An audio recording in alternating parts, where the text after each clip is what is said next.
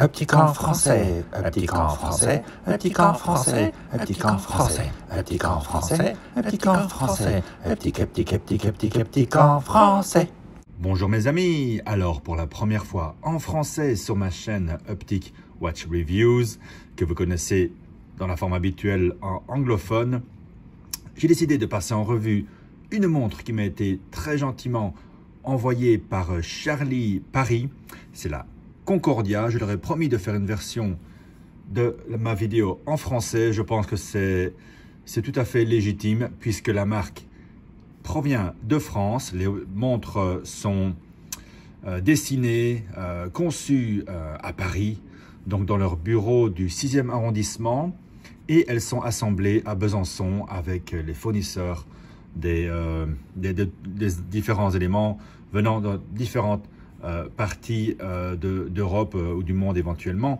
Dans ce cas-ci, le mouvement est suisse, produit par STP, qui font en l'occurrence un clone de l'ETA 2824 qui n'est plus vraiment facilement disponible pour les startups comme Charlie, c'est devenu trop cher.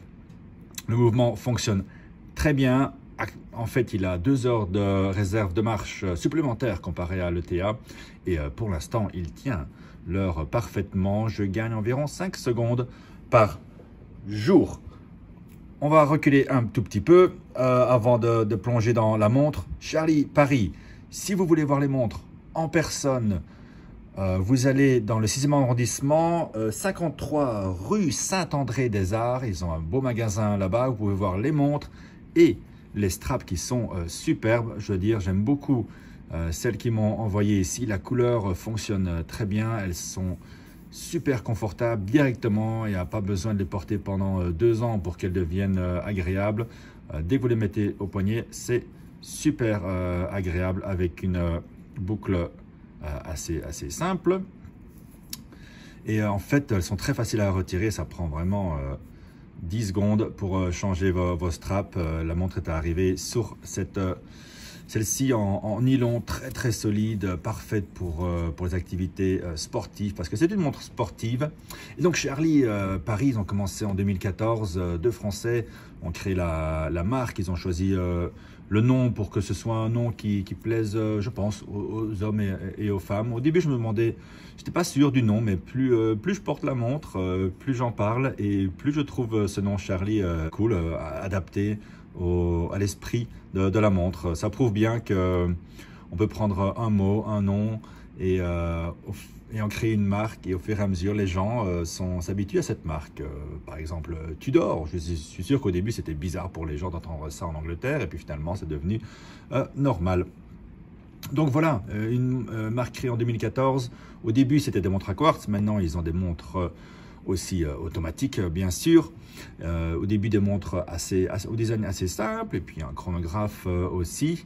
Une montre dont je n'ai pas parlé, donc petit bonus ici dans ma vidéo en anglais, c'est la GR, la grande randonnée.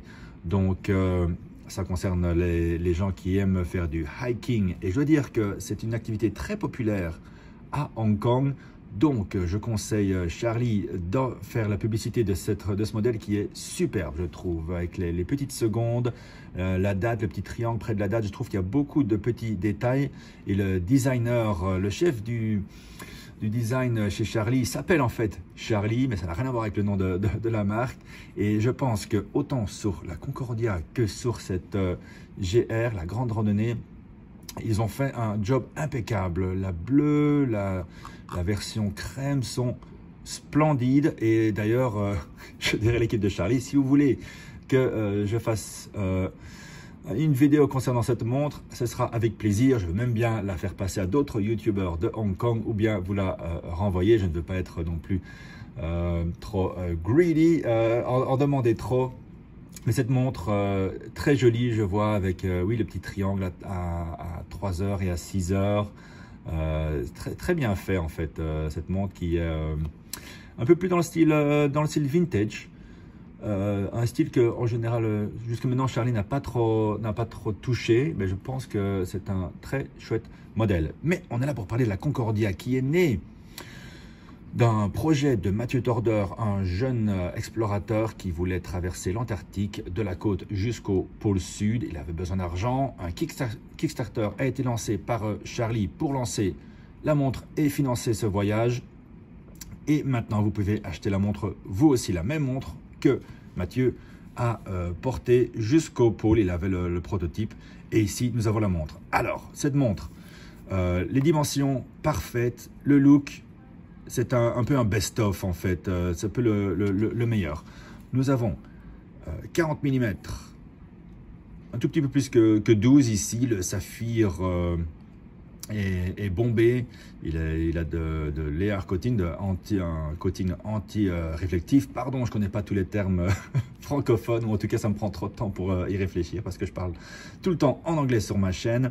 Alors, les cornes de corne à corne, c'est 47 mm, donc parfait pour la plupart des poignets. C'est moderne, mais sans être trop grand. Et la strap ici, c'est du 20 mm. Donc les dimensions, dès le départ, sont parfaites. Alors le boîtier, je trouve qu'il ressemble beaucoup à un de nos boîtiers préférés. Pour les montres de plongée modernes, je peux le mentionner, je pense, le boîtier de la Tudor Black Bay.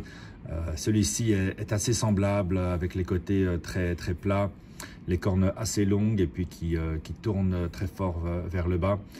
Très beau. Et vous avez le petit détail sur la corne ici, le bevel, comme on dit, en tout cas en anglais.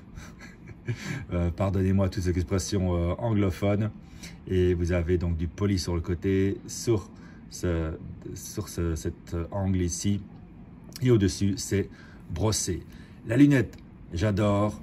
À nouveau, je dois faire référence à une autre marque, l'Omega, la trilogie de 1957, la Seamaster 300, qui avait un bezel comme ça, très fin et très simple, sans graduation excessive. Je trouve que c'est un look splendide et en l'occurrence, ça fonctionne très bien sur cette montre et ça donne l'occasion d'avoir un cadran très grand, très large. Donc la montre a l'air assez grande sur au poignet à cause de ça. Donc c'est très lisible, très facile pour regarder l'heure. Alors la couronne, c'est un des points forts de cette montre en forme de cône avec un rappel du noir aussi en aluminium. Donc c'est de l'alu sur la lunette, sur le bezel ici, et de l'alu ici au centre pour rompre un peu la forme ici de la couronne. Très jolie, un peu plus difficile à attraper qu'une couronne traditionnelle, mais je pense que ça vaut le coup. Et cette montre, qui pourrait vraiment être votre seule montre, finalement vous n'aurez pas souvent utilisé la couronne. Et sur la couronne, vous avez un beau détail ici qui représente le pôle sud, les méridiens, les parallèles, qu'on retrouve ici en dessous. Objectif pôle sud, expédition antarctique. C'est très beau, ça brille et ça a du relief. Alors la montre, résistante à 300 mètres. Aussi, elle a été testée à des températures très basses, je pense moins 60 ou moins 70 degrés. Les montres sont numérotées, en tout cas celle-ci, elle l'est. À l'intérieur, le mouvement, comme j'ai dit, STP Suisse Technology Production 1.11, c'est comme... on peut presque remplacer toutes les parties de ce mouvement par celle de l'ETA 2824 ou du Celita SW200, si je ne m'abuse. Et il est excellent jusqu'à maintenant. Alors, le cadran, fantastique aussi. Je pense que le choix des indices laisse beaucoup d'espace. Il y a une belle symétrie. C'est un des plus beaux cadrans que j'ai eu l'occasion de voir. Vous avez les deux lignes rouges, un peu comme les Sea Dweller, les Submariner Vintage. C'est un beau petit détail.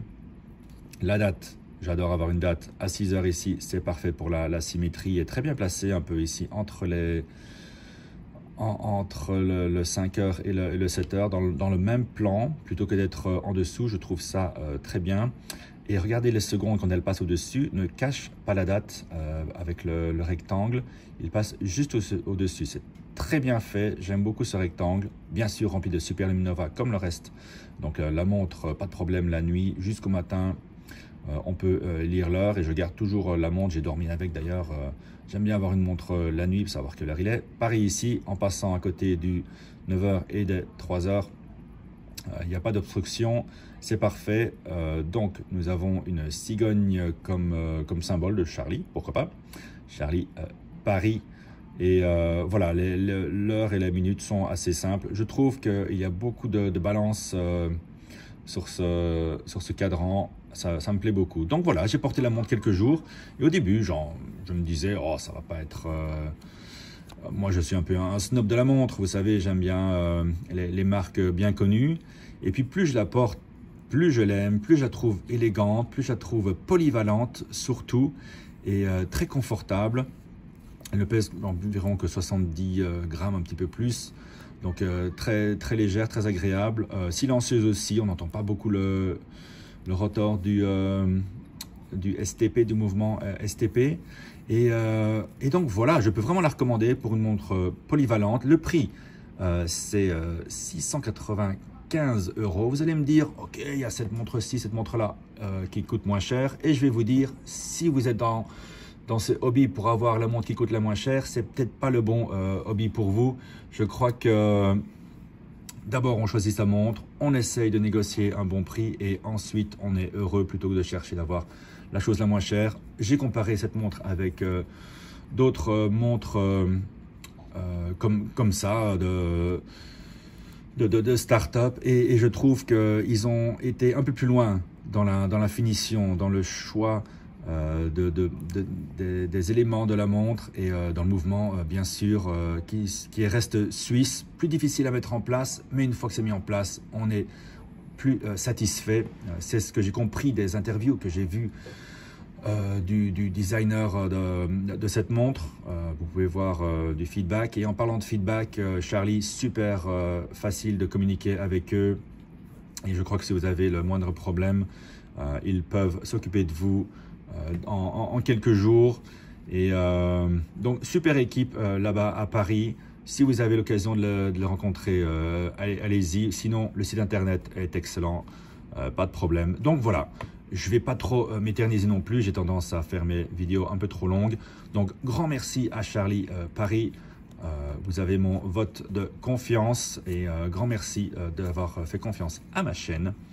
Et c'est un plaisir pour une fois de parler en français. Je dois dire que ça me change. Je vais le refaire à nouveau pour d'autres montres, pour le public francophone qui n'a pas nécessairement envie de regarder des vidéos en anglais. Merci à vous d'avoir regardé ma première vidéo en français. J'espère que j'ai pas dit trop de bêtises en utilisant des termes trop anglophones. Je devais essayer d'améliorer mon vocabulaire horologique. C'est sûrement encore pas un mot français. Pour la prochaine vidéo. Et à très bientôt. Au revoir.